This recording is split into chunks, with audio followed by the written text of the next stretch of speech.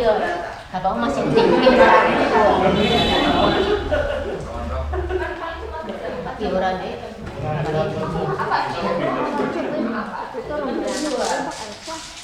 lalu saya itu murid aku pindah ke tahu orang lebih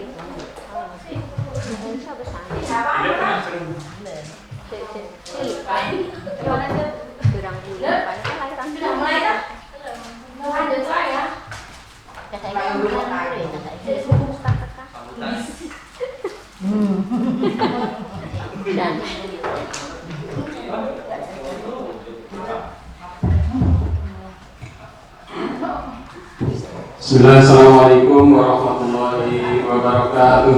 Waalaikumsalam warahmatullahi wabarakatuh. Alhamdulillahirabbil alamin.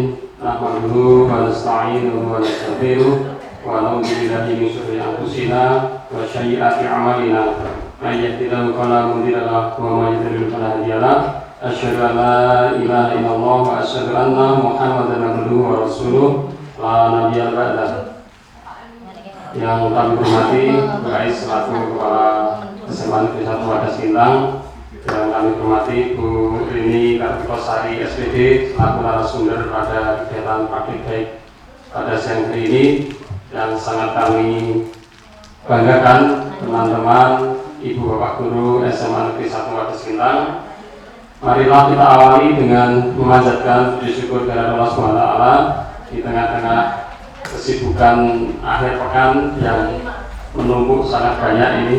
Mudah-mudahan seiring berjalannya waktu bisa terselesaikan, kemudian semua yang kita kerjakan ini tidak hanya hal yang sia-sia, namun mudah-mudahan mendapatkan ridho dari Allah SWT. Allahumma amin. Salawat dan salam senantiasa kita haturkan kepada junjungan kita Nabi Muhammad SAW. Beliau adalah teladan terbaik bagi kita sepanjang masa. Ibu Bapak Guru yang kami hormati, sekilas saya melihat di luar mendung, ternyata di dalam sudah mendung. Ada mendung bergelambir di wajah-wajah Ibu Bapak semuanya, termasuk di wajah saya. Salah satu penyebabnya adalah karena belum makan siang. Jadi nanti kalau ada yang makan siang, mohon dimaklumi. Kemudian mendung berikutnya adalah karena banyaknya tanggungan yang belum tuntas ya. Dan mungkin tidak ada tuntasnya karena sambung menyambung menjadi satu, itulah Indonesia.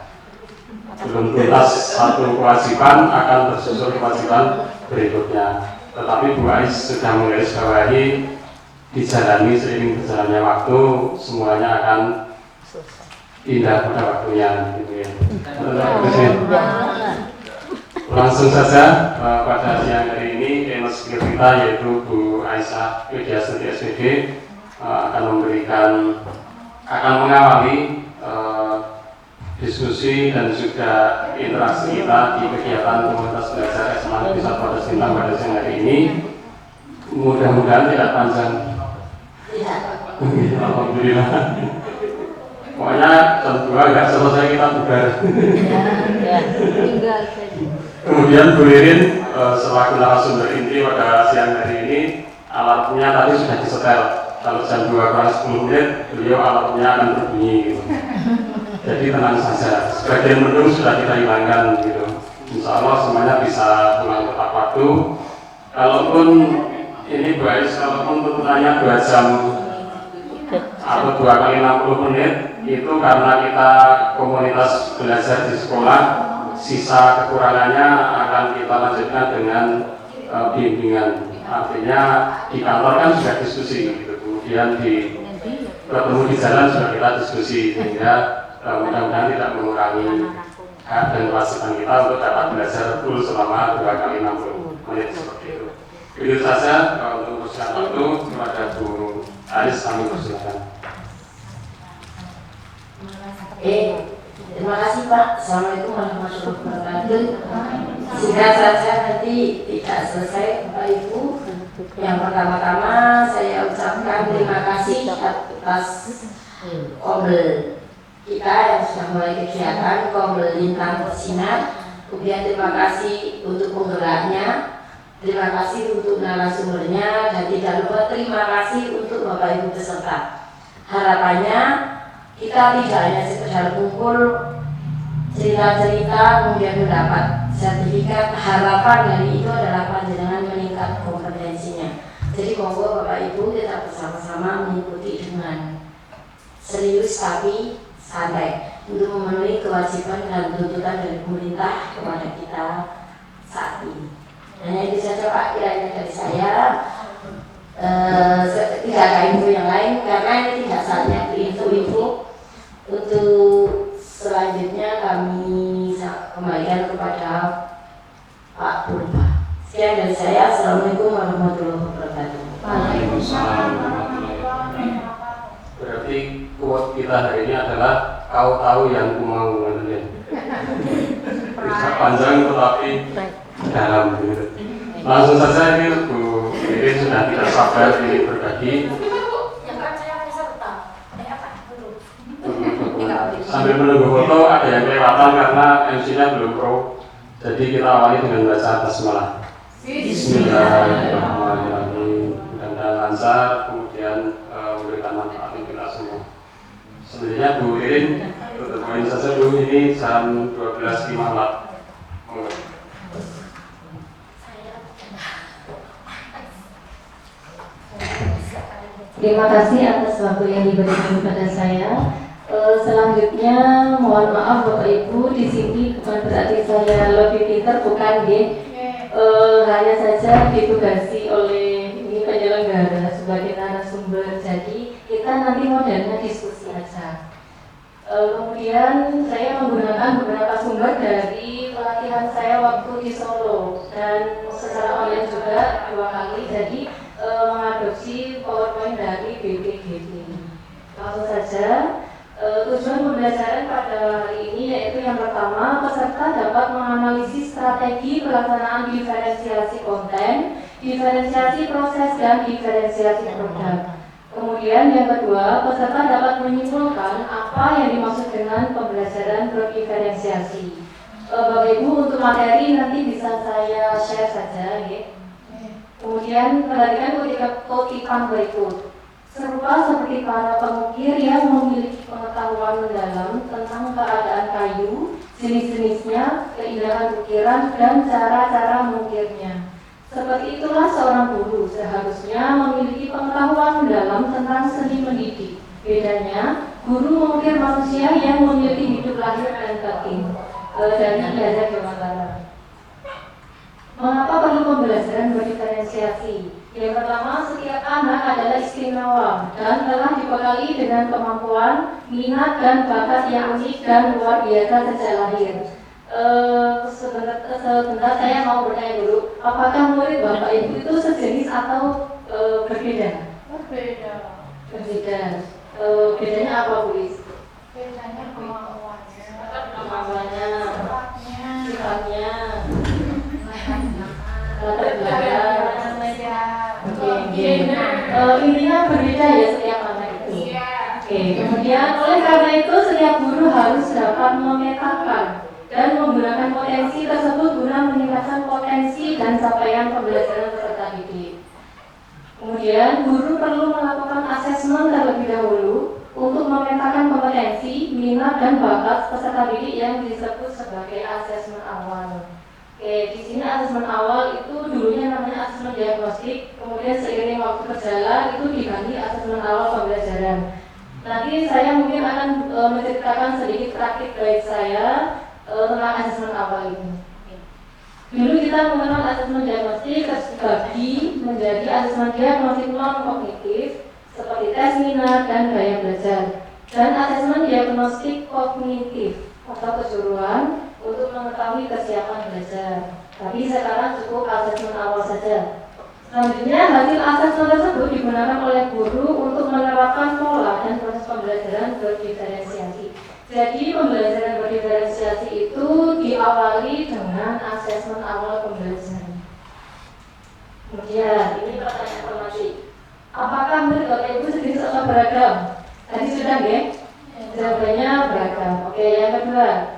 Dari keberagaman itu tindak lanjut apa yang Bapak Ibu lakukan? Monggo. Perlombakan. Ada lagi?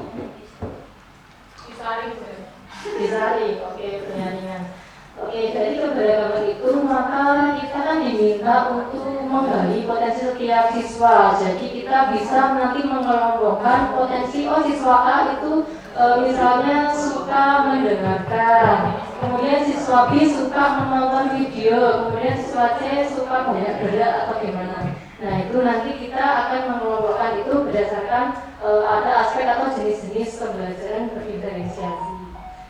Nah kemudian apa itu pembelajaran berdiferensiasi? Sedikit teori ya Bapak Ibu. Pembelajaran berdiferensiasi adalah proses belajar mengajar yang mengakomodir kebutuhan belajar peserta didik. Jadi kebutuhan belajar peserta didik setiap anak itu kan berbeda. Jadi kita sebagai guru itu untuk mengakomodirnya. Nanti bisa seperti yang boleh dikatakan tadi, nanti kita mengelompokkan mereka bisa sesuai dengan minatnya, terus bisa sesuai dengan kesiapan belajarnya dan sebagainya. Di mana peserta didik dapat mempelajari materi pelajaran sesuai dengan kemampuan, apa yang disukai dan kebutuhannya masing-masing, sehingga mereka tidak frustasi dan merasa gagal dalam pengalaman belajarnya. Kemudian guru memfasilitasi peserta didik sesuai dengan kebutuhannya, karena setiap peserta didik mempunyai karakteristik yang berbeda-beda, sehingga tidak bisa diberi perlakuan yang sama. Nah, di sini strategi berdiferensiasi itu ada 3. Yang pertama yaitu konten. Konten adalah materi apa yang akan diajarkan oleh guru di kelas atau materi apa yang akan dipelajari oleh peserta didik di kelas. Kemudian yang kedua yaitu proses, adalah kegiatan yang dilakukan peserta didik di kelas. Kegiatan yang dimaksud adalah kegiatan yang bermakna bagi peserta didik sebagai pengalaman belajarnya di kelas. Jadi kayak proses pembelajarannya nanti itu seperti apa. Kalau yang konten tadi itu materinya. Kemudian yang terakhir yaitu produk. Biasanya produk ini merupakan hasil akhir dari pembelajaran untuk menunjukkan kemampuan pengetahuan, keterampilan, dan pemahaman peserta didik setelah menyelesaikan satu pelajaran atau bahkan setelah membahas materi pelajaran selama 1 semester. Biasanya ini untuk yang praktek Bapak Ibu. Jadi produk itu kan hasil. Jadi misalnya saya praktek membuat aplikasi, nah itu adalah produk yang akan dihasilkan oleh siswa. Bagi Bapak Ibu yang tidak ada prakteknya mungkin tidak menggunakan ini, atau mungkin ada cara lain gimana caranya biar ada produknya gitu. Nah, sekarang mari kita bayangkan ilustrasi kelas berikut ini. Ada studi kasus Bapak Ibu. Ibu Renjana adalah seorang guru kelas 3 SD dengan jumlah murid sebanyak 30 orang. Bayangkan bahwa itu adalah seorang Ibu Renjana mengajar di sebuah kelas sebanyak 32 murid. Saat ini ia sedang mengajarkan materi tentang perkalian. Saat diberi tugas menyelesaikan soal-soal perkalian, di antara 32 murid di kelasnya tersebut, Bu Renjana melihat ada 3 murid yang selesai lebih dahulu. Jadi 32 murid diberi soal, ada 3 murid yang sudah selesai dulu. Karena dia tidak ingin ketiga anak ini tidak ada pekerjaan dan malah mengganggu murid lainnya, akhirnya ia memberikan lembar kerja tambahan untuk 3 anak tersebut. Adakah Bapak Ibu yang mengalami hal seperti ini? Ada. Oke. Jadi jika anak-anak lain mengerjakan 15 soal perkalian, maka untuk 3 anak tersebut Bu Renjana memberikan 25 soal perkalian. Sampai sini bisa dipahami Bapak Ibu? Ya. Bisa. Berdasarkan ilustrasi kelas tersebut, jawablah pertanyaan berikut ini. Yang pertama, menurut Bapak Ibu, apakah strategi yang dilakukan oleh Ibu Renjana tepat? Jadi 32 murid, 3 itu selesai duluan menyelesaikan soal. Kemudian kedepannya beliau itu sama seperti itu, tapi yang 3 anak dikasih 25 soal, tapi yang sisanya cuma 15. Menurut Bapak Ibu strateginya itu tepat apa belum?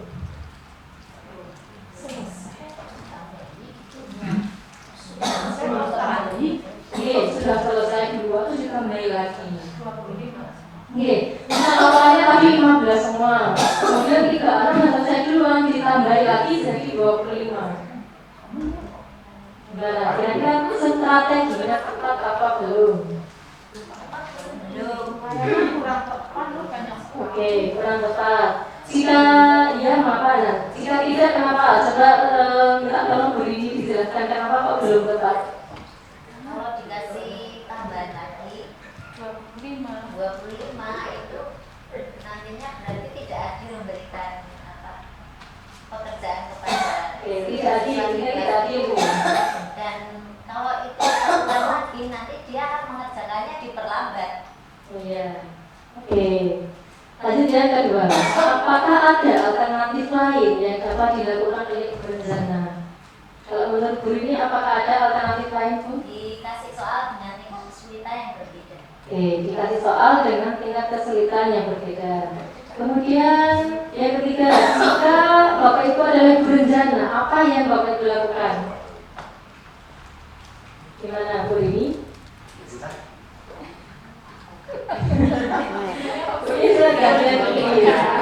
Gimana please? Seandainya Bunis itu ibu berencana, kemudian apa yang akan Bunis lakukan terhadap 3 anak tadi yang selesai duluan? Kalau menurut saya diberi soal tapi tidak terlalu banyak karena kalau seperti tadi 15 selesai. Kalau 25 berarti kan 2 kali lipatnya. Jadi menurut saya kurang tepat ya diberi tapi jangan terlalu banyak. Diberi tapi jangan terlalu banyak. Nanti kalau dia udah selesai duluan lagi gimana? Tidak mungkin tadi diapakan? Di luar kan? ya. Jika teman yang lagi membantu teman yang lain Oke, tepat sekali. Jadi 3 murid tadi yang sudah selesai itu bisa diarahkan untuk membantu temannya yang belum selesai, Bapak Ibu. Jadi tukar sebaya. Kadang itu saya mengalami sendiri di praktek saya itu kalau anak-anak itu biasanya lebih nyaman dengan temannya. Jadi yang sudah selesai duluan, sudah menilaikan proyeknya duluan itu tak minta membantu teman-temannya yang belum selesai. Dan alhamdulillah selama ini berhasil. Seperti itu. Bukan ulangan tapi Bukan. latihan.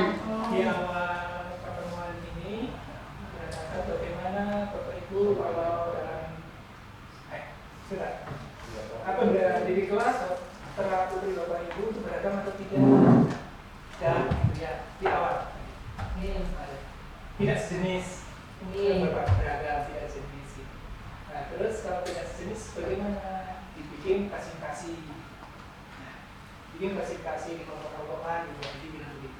Nah terus saya beri soal seperti itu.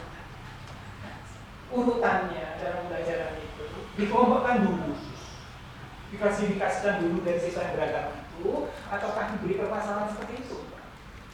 Diberi soal seperti itu. Ya. Terima kasih Pak Bagus. Jadi untuk pembelajaran berdiferensiasi dulu itu diawali dengan asesmen awal, Pak. Asesmen awal itu kalau dulu namanya asesmen diagnostik. Itu nanti saya akan menjelaskan lebih lanjut ada berdasarkan kesiapan belajar, profil belajar dan minat. Nah di sini studi kasus itu hanya misalnya membayangkan apabila Bapak Ibu guru di kelas mengalami hal seperti itu, kemudian tidak lanjut apa yang harus Bapak Ibu lakukan seperti itu, Pak. Permasalahan dari kelompok. Oh tidak, ini hanya membayangkan dulu. Namun Pak, sementara ada pertanyaan, oke Pak Panadi silakan.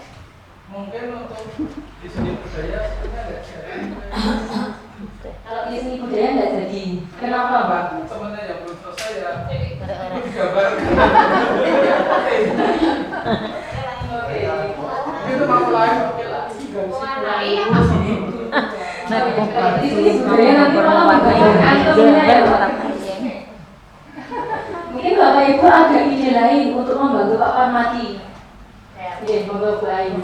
Pak mungkin di semua pelajaran itu bisa diterapkan diferensiasi karena seni budaya itu diferensiasinya itu bukan kalau seni budaya kan dapat orang cepat kalau orang cepet tapi jenis-jenis yang dipilih mungkin anak sulit kan kita tidak bisa temanya itu misalnya anak itu suka menggambar apa-apa itu mungkin yang diferensiasikan. Jadi maksudnya itu begini Pak, kita sebagai Pak orang mau sampai gambar pemandangan kabeh itu mesti lah masih elek. Tapi anak yang elek gambar pemandangan kuwi, kalau kan gambar bentuk wajah orang luwih apik. Mungkin dan bahkan kalau untuk seni itu sebetulnya mungkin Pak di kelas itu mungkin satu anak sehari ini saya bilang idealnya seninya itu bisa seni musik, seni tari, seni seharusnya tapi bukan masalah kecepatan kalau ini kan matematika kecepatan. Kalau menurut saya di situ memang betul yang pertama dilakukan itu asesmen awal sih. Oh ini dua modal pintar kurang modal sedikit modalnya karena itu berarti dikelompokkan sing pintar dewe sing paling pintar pintar cepet sing biasa-biasa saja, sing kurang. Sehingga setelah kita melakukan treatment yang berbeda, itu menurut saya diferensiasi. Sama seperti Pak Pan, jadi saya tidak tahu kalau seni karena sama guru seni Pak. Jadi dulu kalau Bapak saya memang menyuruh orang, justru disitulah diferensiasinya mungkin saya tidak boleh seni gambar harusnya waktu itu, tapi kan nggak bisa karena itu. Pak Pan ya, oh ini bocah pintar gambar tenang, biasa-biasa saja. Bahasa iso. Jadi nanti standarnya Pak Pan itu mungkin yang di grade-nya yang berbeda. Mungkin tuh. Itu saja. Terima kasih guys. Jadi mungkin sedikit saran untuk Pak Pan lagi. Kemudian nanti pertama kali mungkin sebelum melakukan membagi tugas itu melakukan asesmen awal dulu Pak. Jadi untuk mengetahui si A bakatnya menggambar apa, seperti yang Bu jelaskan mungkin menggambar pemandangan. Si B nanti bakatnya menggambar sketsa atau yang lain. Mungkin seperti itu Pak, gimana?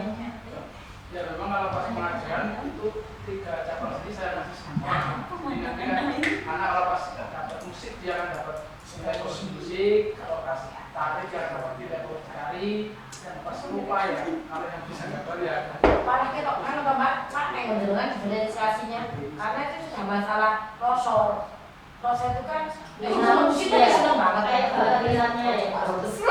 Ya terima kasih. Terima kasih. Saya lanjut gitu. Nah ini ada penguatan dari ilustrasi kelas tersebut. Yang pertama melakukan pembelajaran diferensiasi bukanlah berarti bahwa guru harus mengajar dengan 32 cara karena tadi ada 32 orang murid. Kemudian bukan pula berarti bahwa guru harus memperbanyak jumlah soal untuk murid yang lebih cepat bekerja dibandingkan yang lain. Kemudian pembelajaran berdiferensiasi juga bukan berarti guru harus mengelompokkan yang pintar dengan yang pintar dan yang kurang dengan yang kurang. Bukan pula memberikan tugas yang berbeda untuk setiap anak. Kemudian pembelajaran berdiferensiasi bukanlah sebuah proses pembelajaran yang semrawut yang gunanya kemudian harus membuat beberapa perencanaan pembelajaran sekaligus, di mana guru harus berlari ke sana kemari untuk membantu si A, si B, atau si C dalam waktu yang bersamaan. Bukan. Guru tentunya bukanlah malaikat bersayap atau Superman yang bisa ke sana kemari untuk berada di tempat yang berbeda-beda dalam satu waktu dan memecahkan semua permasalahan.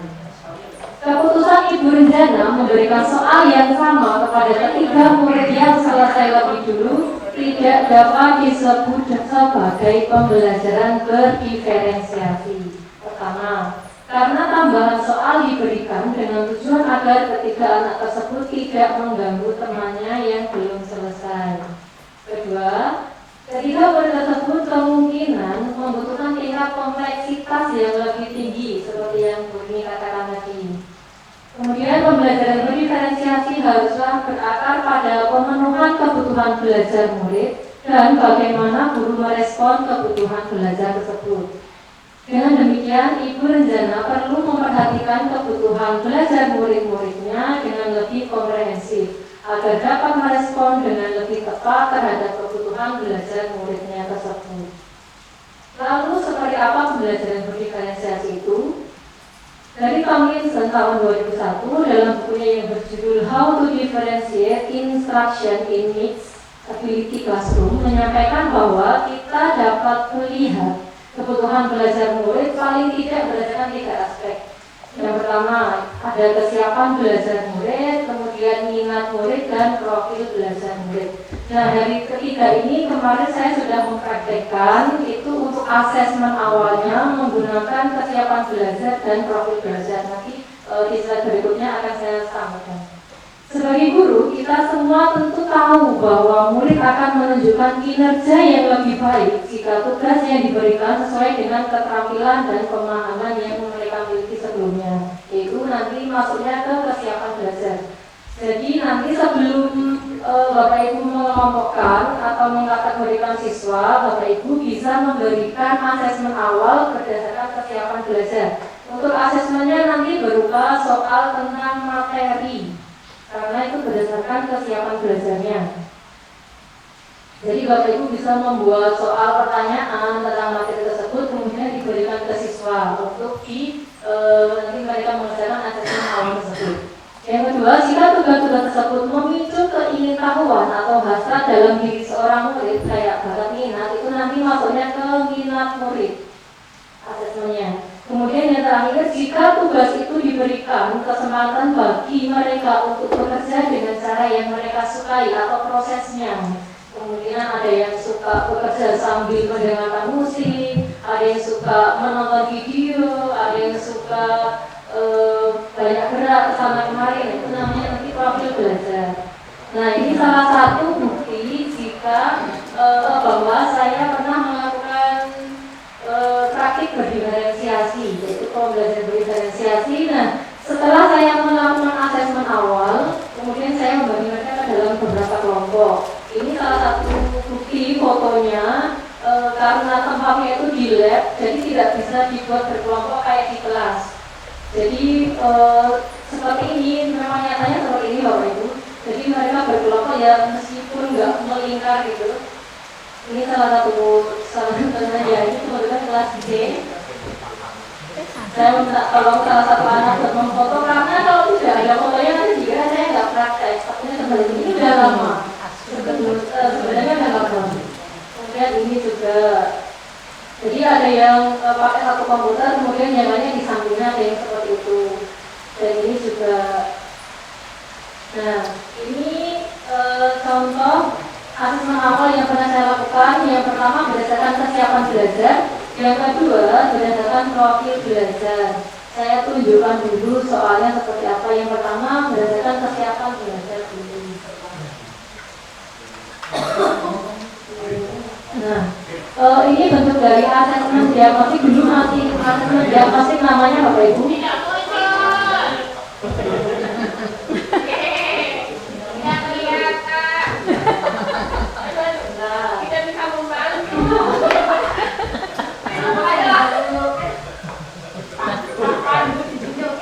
Oh, bisa ya? Oke.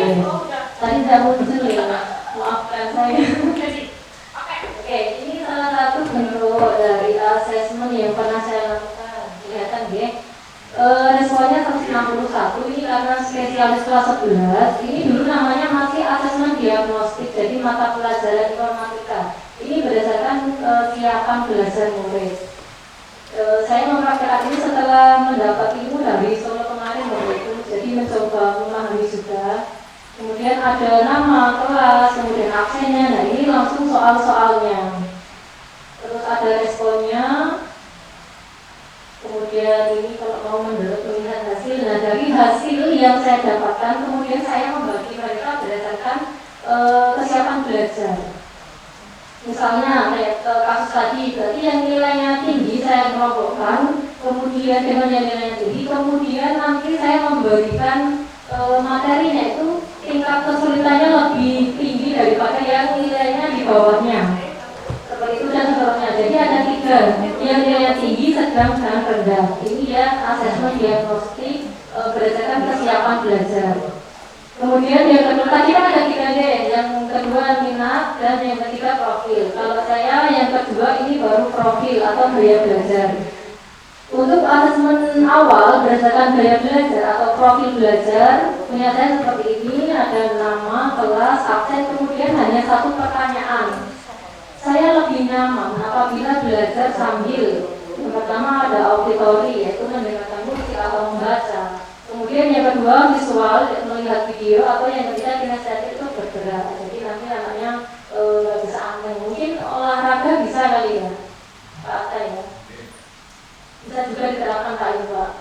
Kemudian levelnya dari kelas 11 semuanya.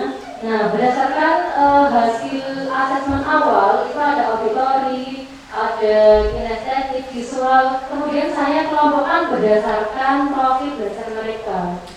Saya kelompokkan berdasarkan profil belajar mereka, tapi materinya sama. Seperti itu yang pernah saya praktekkan, Bapak Ibu. Oke, lanjut lagi.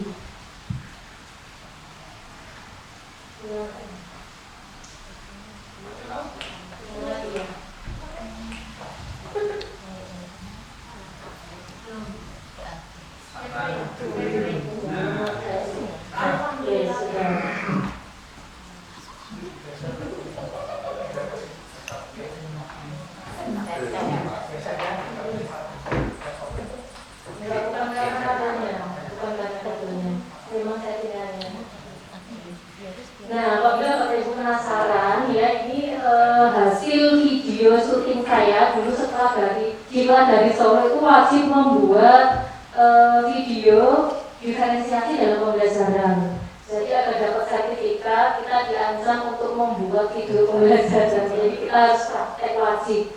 Bisa Bapak Ibu kesani lewat YouTube saya, mungkin bisa di like, subscribe. Ya, itu judulnya aksi nyata PMM, topik diferensiasi dalam pembelajaran. Tapi di PMM saya belum mengunggah aksi nyatanya dan belum membuat, hanya videonya saja. Seperti ini screenshotannya Bapak Ibu. Nah, contoh 1. Sekarang saatnya Bapak Ibu yang menjawab pertanyaan nanti deh. Jadi ada studi kasus, nanti saya akan membagi kelompok, satu kelompok 4. Mungkin Bapak Ibu bisa berhitung atau depan belakang saja ya. Belakang, oke. Ya belakang. Belakang. Pak. Apa dia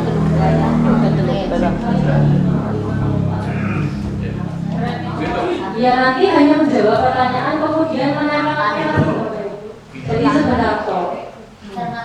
Uji, ulangan proses. Jujur, lupa.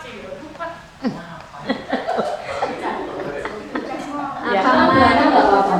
Oke, depan belakang bisa, yang belakang bisa dengan yang belakang. Satu kelompok bisa 4 orang Bapak Ibu. Ini kelompok kita yang 5 ada apa? Nanti hanya menempel-nempel. Soalnya Bu Siti yang ambil nonton. Benar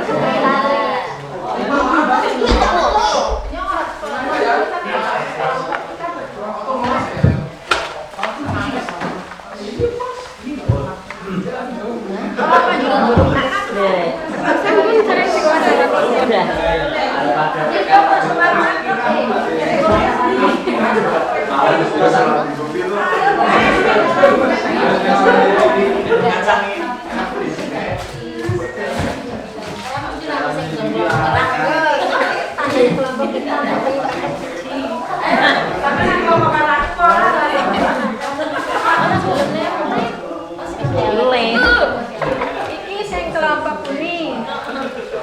Kok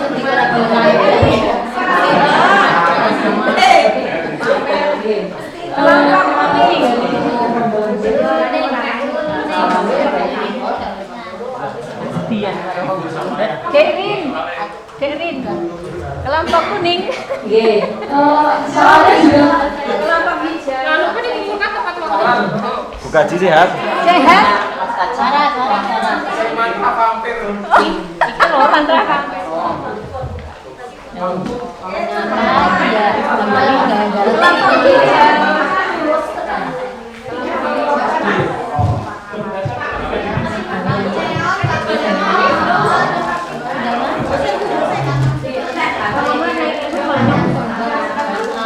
Gitu. Nah, ini malah kayak nggih.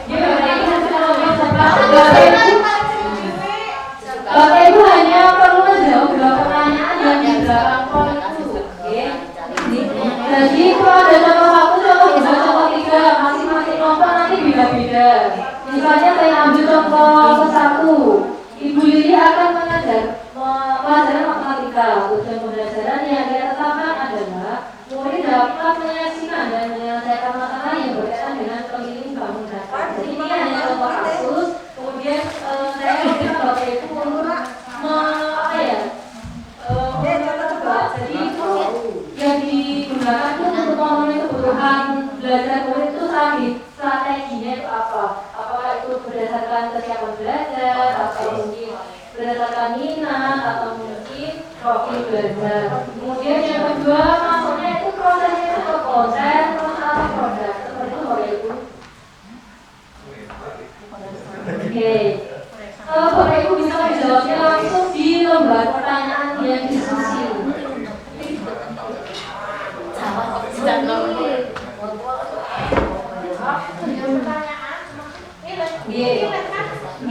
Jadi seperti ini. Diskusikan pertanyaan berikut. 1. Contoh tersebut, contoh yang di kelompok tadi. Contoh tersebut termasuk penerapan pembelajaran berdiferensiasi yang memenuhi kebutuhan belajar berdasarkan apa? Apakah kesiapan, apakah minat, apakah profil.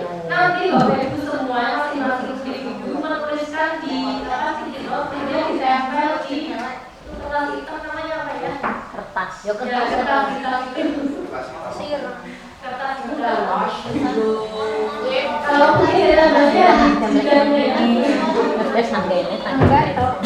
kelompok hijau.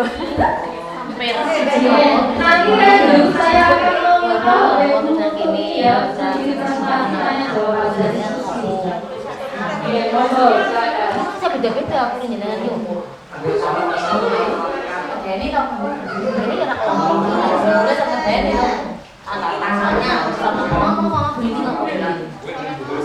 Papa harus memahami. Papa harus yang belajar jadi salah adalah. Aku ngajarin mesti. Apa ngomong aku masuk gaya ya mesti.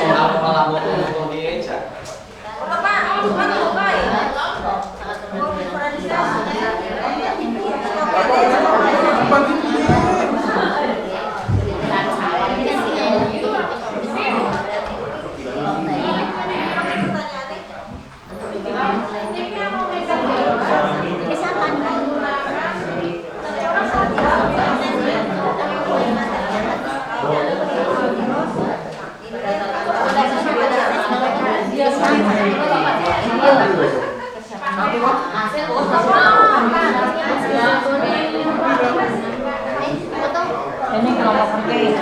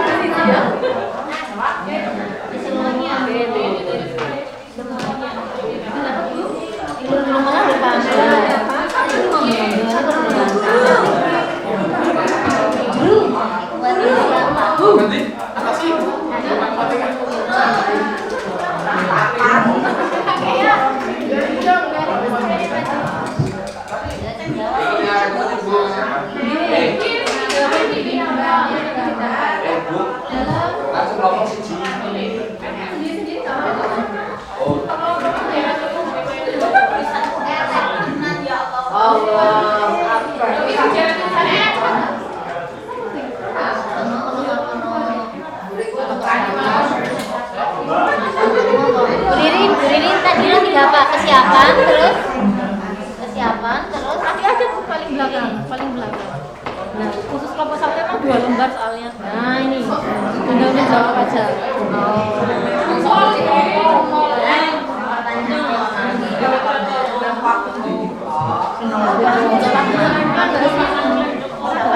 Tambahin.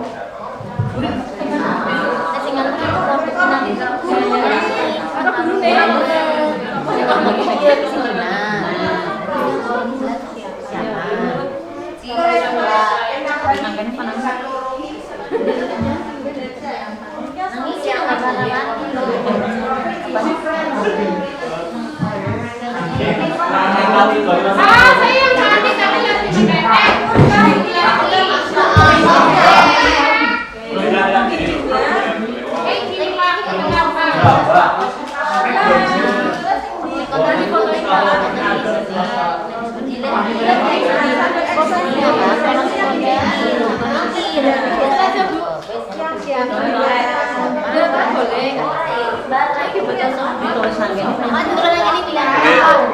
Jadi di sini mana jawab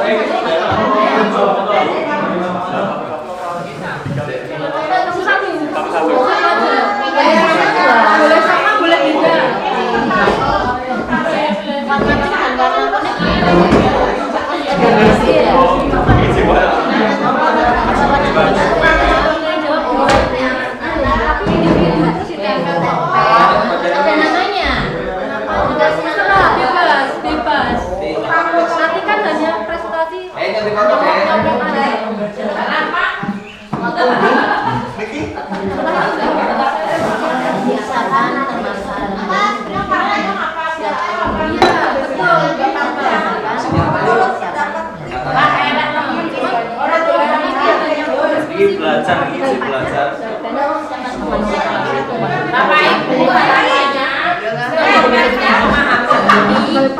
nanti moderator yang panjenengan gunakan untuk sing nomor 1 pink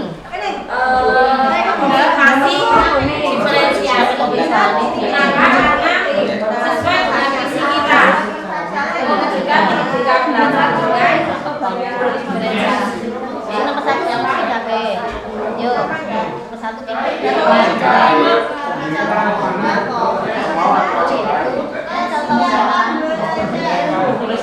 Ibu Putih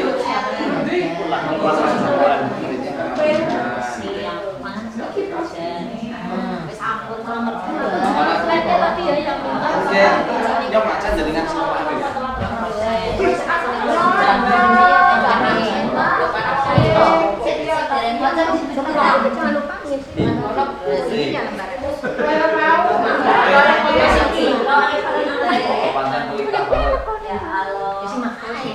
Oke, Bapak Ibu, ini sedikit tadi ya pengertiannya yang setiap belajar yang mendengar kenyamanan dan profit belajar. Oke, meskipun kelompoknya kita menjawabnya selfie.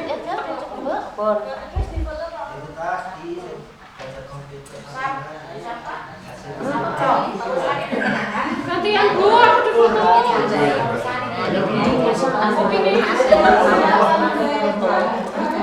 sing materi diferensiasi.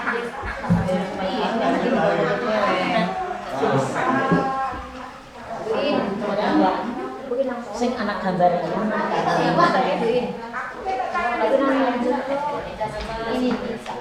Ini ya kan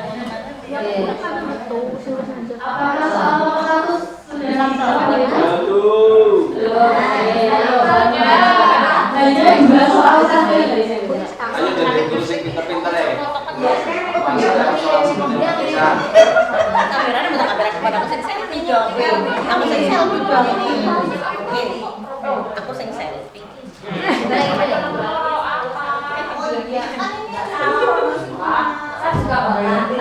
Di sini kamera belakang.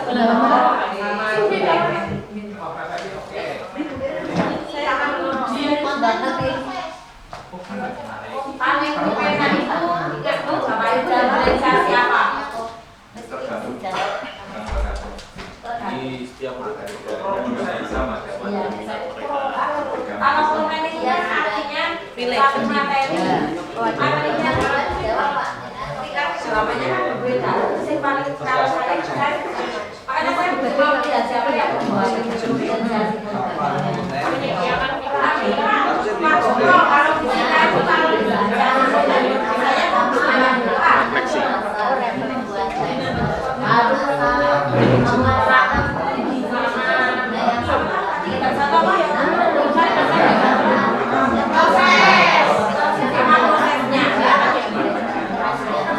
Kita bisa membedakan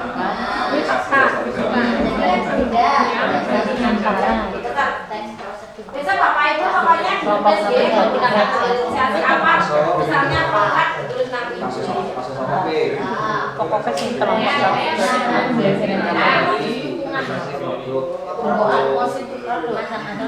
masih gawe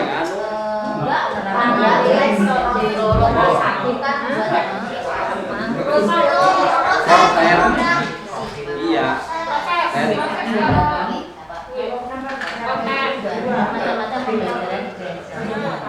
Jawab 2. berat-berat.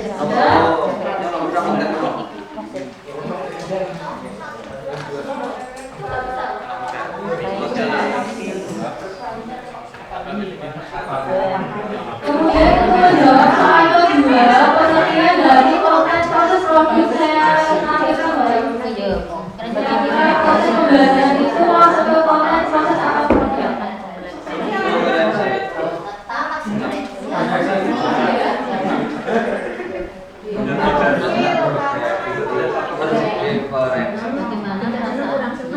Perasaan padahal senang karena kita ngerti ya. Keterangan karena kita dapat memahami kan keren. Nilai memahami penerapan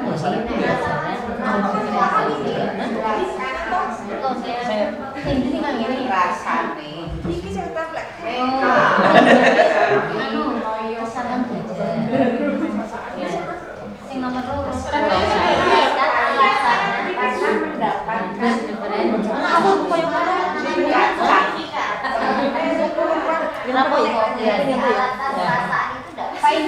pembelajaran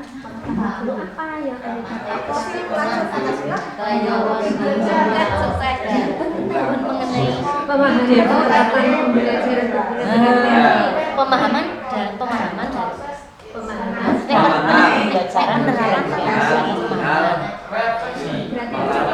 pemahaman dan penerapan berasa pembelajaran diferensialan di dalam kelas.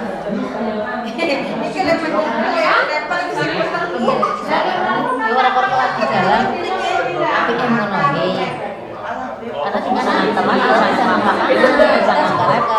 Iya.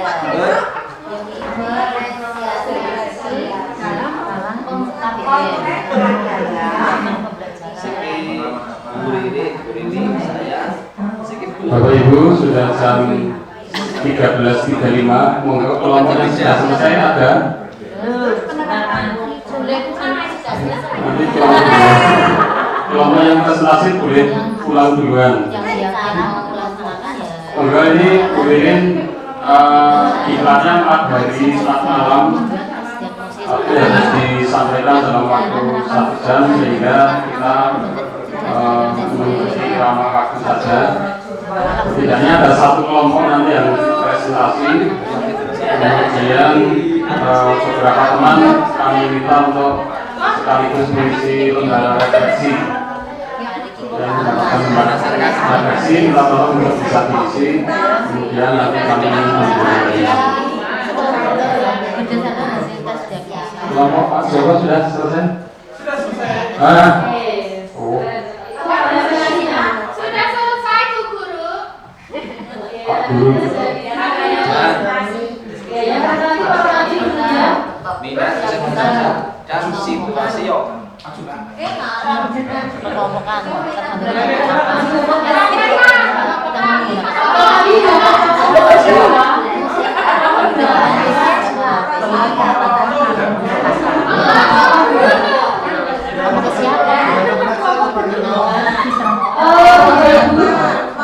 Minat kesiapan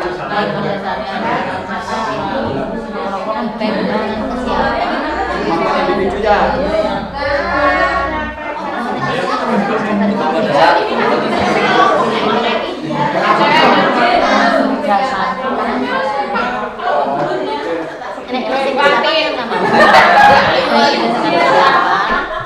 berdasarkan Ibu akan lagi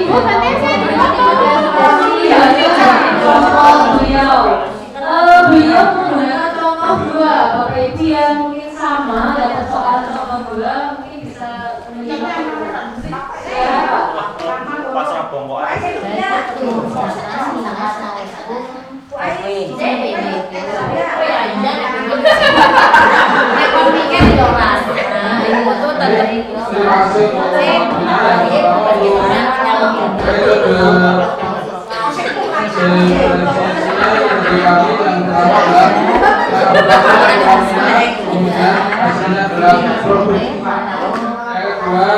dari Pak Untung Ibu minat dan bakat dulu, kemudian mengutamakan proses. Kemudian dari saya adalah kesiapan belajar dan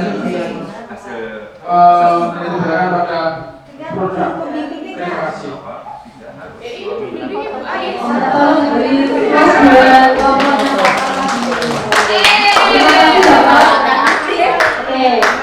Dari kelompok pertama ini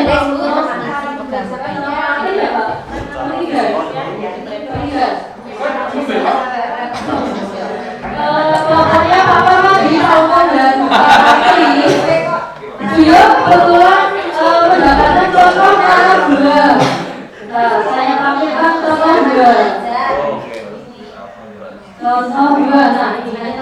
Bapak Ibu? Niat belajar pun.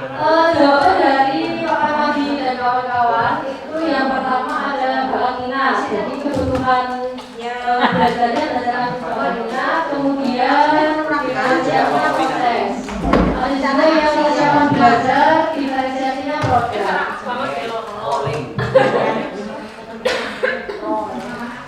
Jawaban tadi saya mau bertanya Mas Dulu. Tadi orang ini belajar belajar ya. Persiapan belajar. Menurut Bapak tadi, kalimat mana yang menunjukkan kita persiapan belajar? Bagaimana Pak?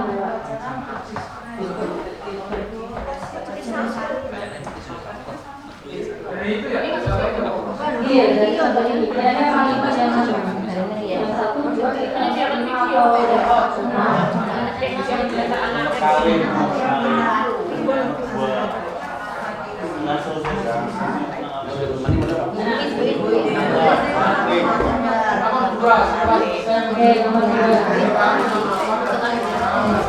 dari jawaban Pak Madi, nomor 2 itu merupakan kesiapan belajar.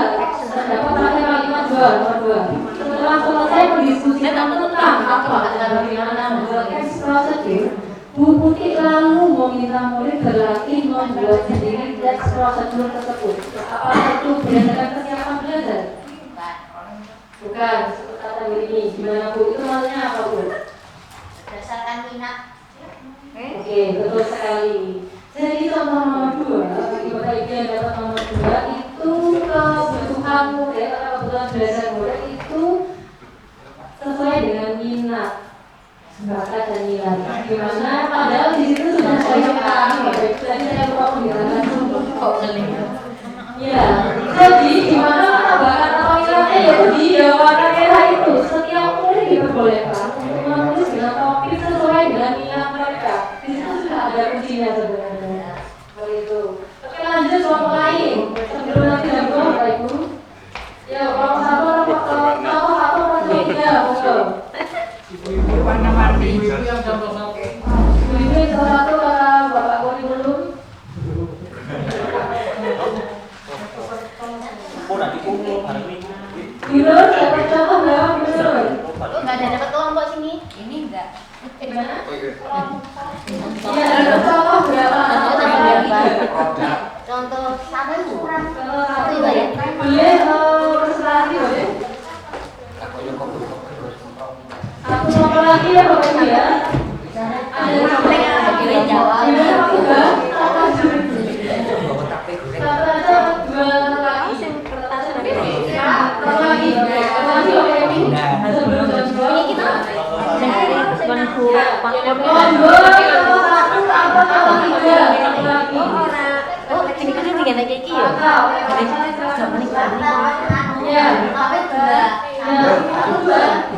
pinjam dulu minyak coba ubah. Yang pakai sepeda goreng pinjam dulu. Sama tak foto. Di sini. Pak Purba gimana? Ini tinggal ya, coba Pak Purba tinggal. Persiapan belajar. Ya, ayo aja ini Ngomong aja bro. iya, masih Oh, kelompok 2 ya?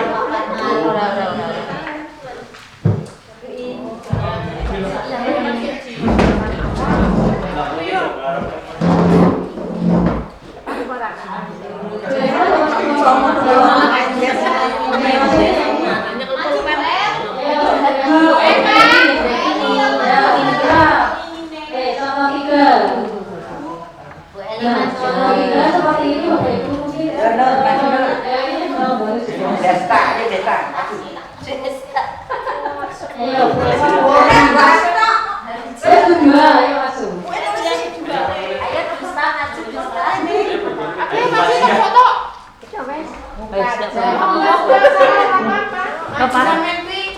iya yang salah Ibu kita ada Ngomong nih, masa kalau kecil. Kan karena diskusi. iya nggak apa-apa iya yang salah semuanya belajar ya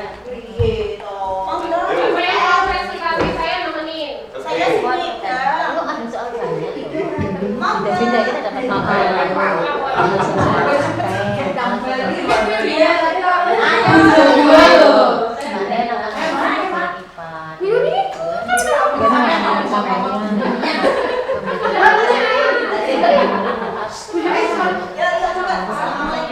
Assalamualaikum warahmatullahi wabarakatuh. Kami dari kelompok 3, karena terdiri dari 3 anggota kelompok penting akan mempresentasikan hasil diskusi kami. Kita dapat contoh kasus contoh 3, di mana di sini Pak Neon akan mengajar pelajaran IPA dengan bertujuan pembelajaran yaitu agar murid dapat mendemonstrasikan pemahaman mereka tentang habitat makhluk hidup. Jadi pertanyaan yang pertama, contoh tersebut termasuk penerapan pembelajaran berdiferensiasi yang memenuhi kebutuhan belajar peserta didik berdasarkan dari hasil diskusi kita. Minat.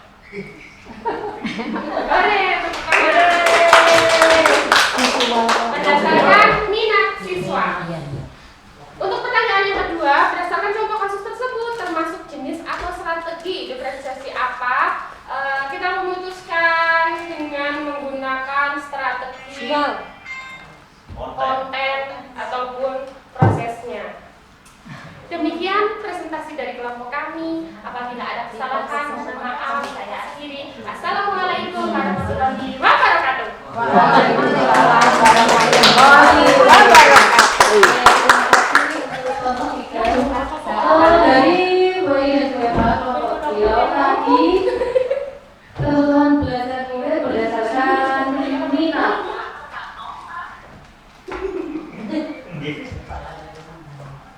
Berdasarkan minat. Untuk kelompok 3, Bapak Ibu, adakah yang lain? Barangkali? Ada.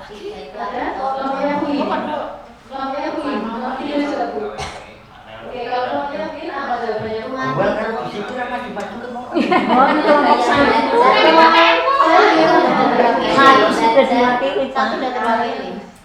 Ada enggak? Berdasar gaya belajar. Ada. Ya. Itu kan minat. Kalau Queen jawabnya minat juga. Berarti 2 kelompok sama jawabannya. Oke, mari kita perhatikan kita baik ini kita bubar. Oke, Pak Leon akan mengajar pelajaran IPA dengan tujuan pelajaran yaitu agar murid dapat mendemonstrasikan pemahaman mereka tentang habitat. Kemudian dari proses memperhatikan kebutuhan belajar muridnya, yaitu beliau Pak Leon itu sudah melakukan asesmen awal. Pak Leon mengetahui mana murid-muridnya yang merupakan pembelajar visual, auditori, dan kinestetik. Untuk memenuhi kebutuhan belajar muridnya, Pak Neon lalu memutuskan untuk melakukan beberapa hal. Pertama, menggunakan banyak gambar atau alat bantu visual saat mengajar. Menyediakan video yang dilengkapi penjelasan lisan yang dapat diakses oleh murid dan membuat beberapa sudut belajar atau display informasi yang ditempel di tempat-tempat berbeda untuk memberikan kesempatan murid bergerak saat mengakses informasi.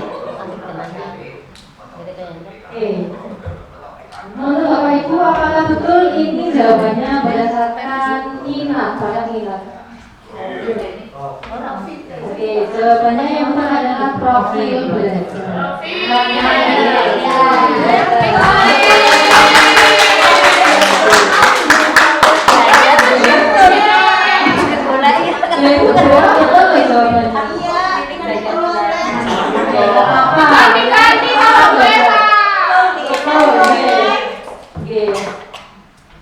Jawabannya profil belajar karena apa itu ada audio, kemudian auditor ya, visual, kemudian ada kinestetik itu maksudnya adalah profil belajar.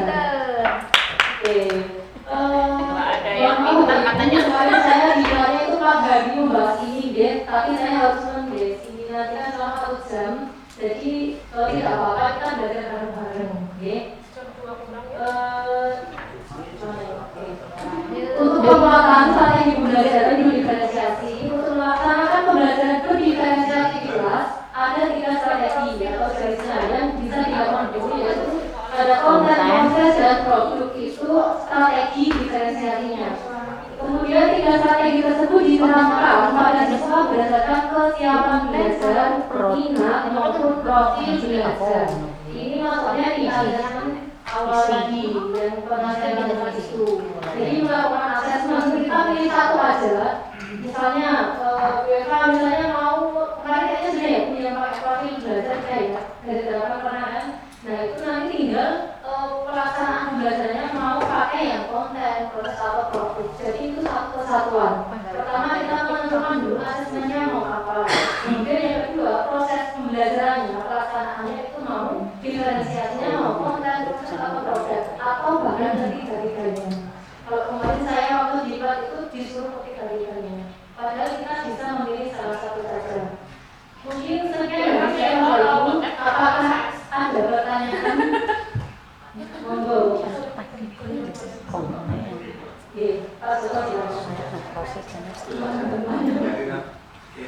Saya nggak paham jadi namakan misalkan auditor itu senang mendengarkan materi atau belajar entah tidak melihat entah itu membaca atau mendengarkan, tapi dari ada selingan lain misalkan sudah sebagian sampai tadi yang auditor itu yang bagaimana?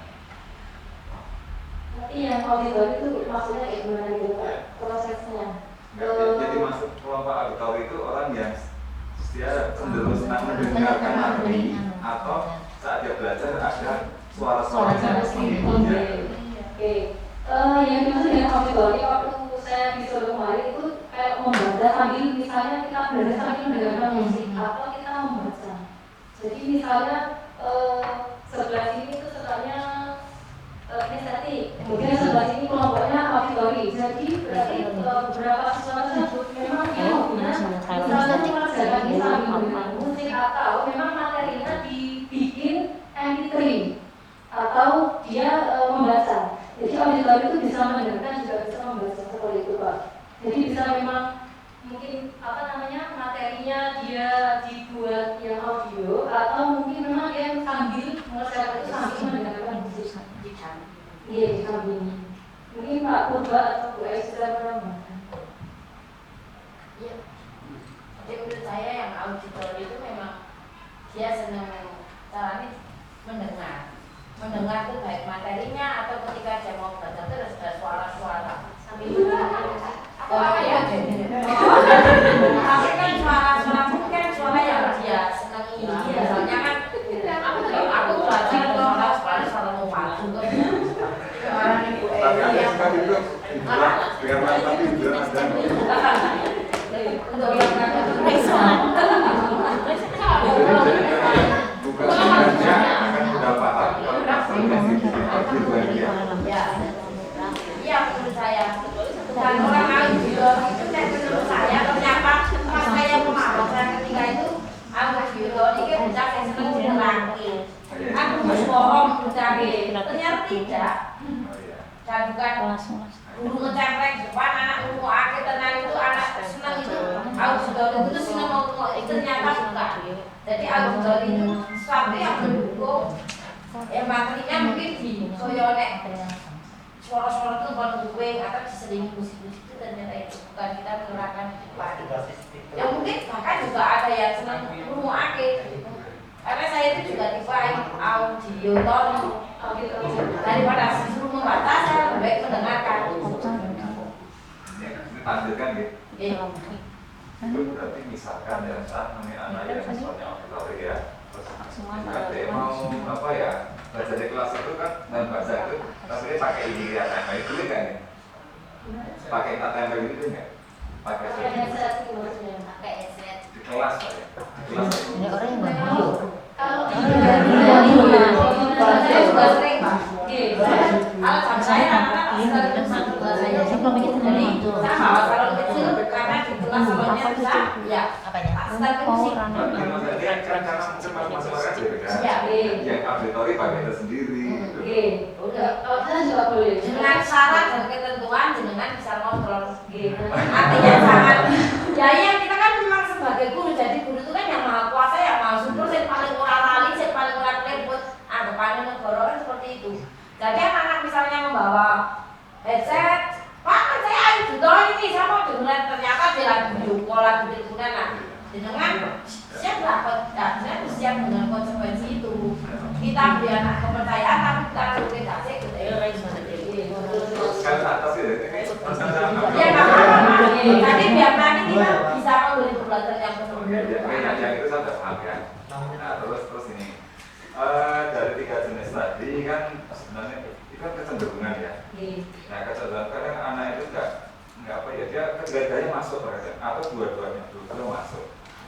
Nah adakah jenis apa ya pertanyaan atau assessment yang apa ya yang menunjukkan bahwa dia cenderung kemana? Karena kalau ditanya langsung seperti itu kadang nggak anak itu nggak paham. Ternyata auditori atau kinestetis atau visual. Mungkin ada metode yang lain yang akhirnya bisa menyimpulkan anak ini auditori itu anak ini kinestetis. Iya, sudah itu jauh Pak.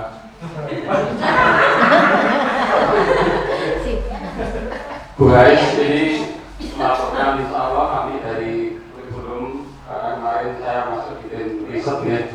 Insya Allah bulan ini sampai Juni itu ada riset tentang asesmen awal termasuk memahami kayak belajar, memahami pilihan awal itu kita kerjasama dengan perguruan tinggi. Insya Allah nanti seharusnya akan ada pemberitahuan sekolah dan mohon izin nanti sekitar bulan Maret pas Ramadan itu pengambilan data. Mudah-mudahan datanya akurat sehingga bisa memuaskan Pak Joko. Jadi Pak Joko itu sebenarnya nanti jawabannya berbasis data, jadi ada risetnya, ada datanya sehingga beliau puas dan perjalanan ke Jogja tenang. Kita sudah di bulan Maret nanti insyaallah. Bu Ririn 1 menit untuk menutup. Oke, terima kasih Ibu. Mohon maaf apabila dalam penyampaian banyak kekurangan karena di sini saya masih belajar Bapak Ibu. Pengalaman saya masih nol ya, bahkan minus daripada Bapak Ibu yang sudah puluhan tahun bahkan mau pensiun ya. Mau pensiun. Oh, dibagi dengan Bapak Ibu yang sudah punya pengalaman berpuluh tahun, saya itu tidak ada apa-apanya. Jadi mohon maaf apabila ada banyak kesalahan. Saya mohon maaf apabila ada kesalahan ya. Ini pasti di bawah komunitas. Saya kembalikan ke moderator. Terima kasih Bu Ririn, kita berikan aplaus. Terima kasih atas waktunya, terima kasih Bapak Ibu semuanya. Ada 3 zat yang harus diingat sebelum pulang. Ada kecap, kemudian ada santan, ada gula. Sekap sematun nama Allah, kita akhiri dengan bacaan Alhamdulillah. Alhamdulillahirrahmanirrahim. Assalamualaikum warahmatullahi wabarakatuh. Jangan lupa absen di Bapak Ibu. Sebentar, Ibu, sebentar.